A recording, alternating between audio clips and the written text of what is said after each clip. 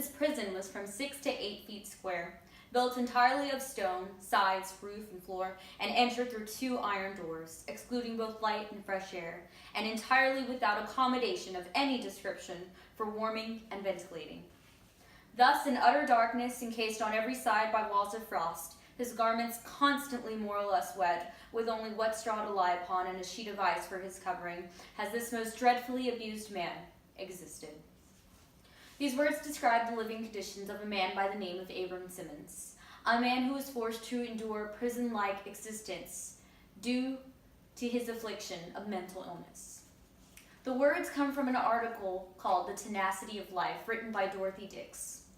Dorothy Dix was a mid-18th century reformer who advocated for better treatment for the likes of individuals who were suffering from mental illness, who were prisoners, or who were poor.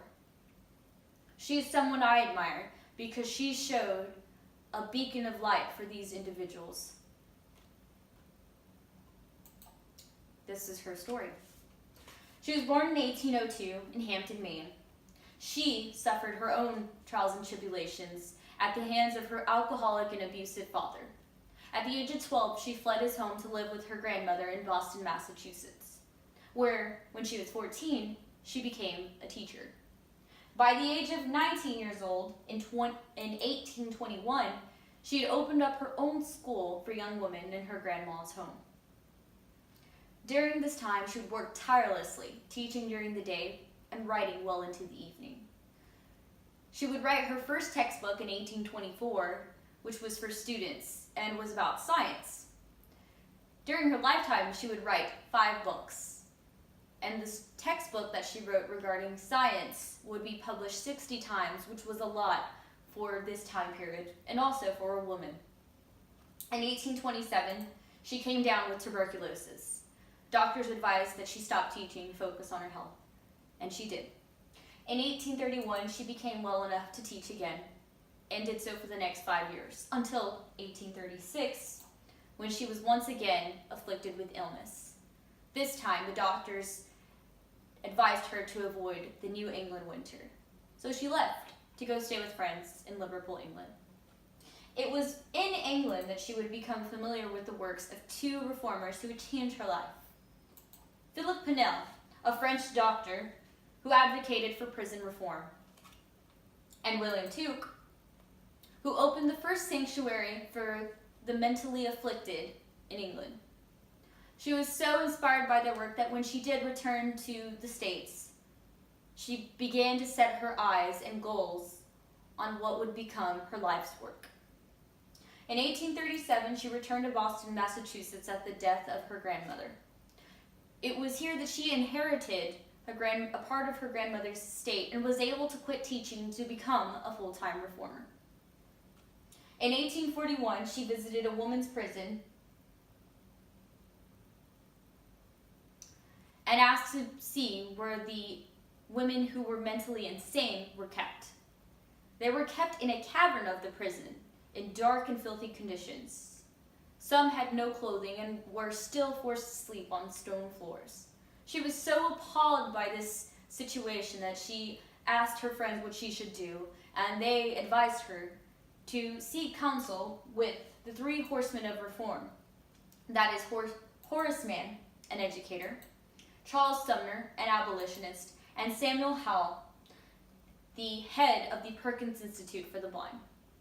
With the backing of these 3 gentlemen, she was able to begin her reform movement at the legislation level, passing laws to make facilities that would be better serving for these individuals afflicted by mental illness.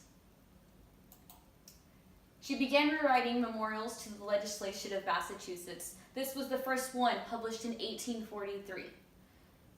It was with these bills that she was able to get funding for the Worcester State Hospital in 1845.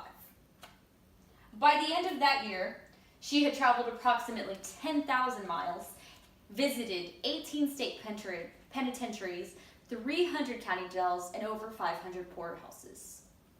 She began to make a name for herself and was able to start getting even bigger pieces of legislation advocated for.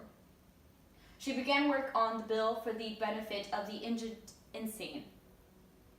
This bill would ask that the federal government put aside 12,225,000 acres of land, 10 million for the insane, and the remainder for the blind, the deaf, and the poor. The bill passed both houses of Congress in 1854, but was vetoed by President Franklin Pierce. His reasoning was that he was concerned that the government would become responsible for all the poor. Not one to take a loss, she continued her advocacy and decided to set her eyes on Europe to see what she could do there. From 1854 to 1856, Dorothy traveled to 10 different countries, including France, Switzerland, Germany, and Italy. It was here that she was able to take counsel with Queen Victoria, who she convinced to create a royal commission to oversee the treatment of the mentally insane.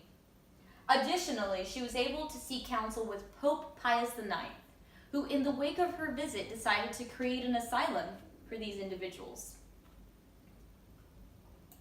She returned to the States in 1856 and had a bill passed to have the funding for the Trenton Psychiatric Hospital.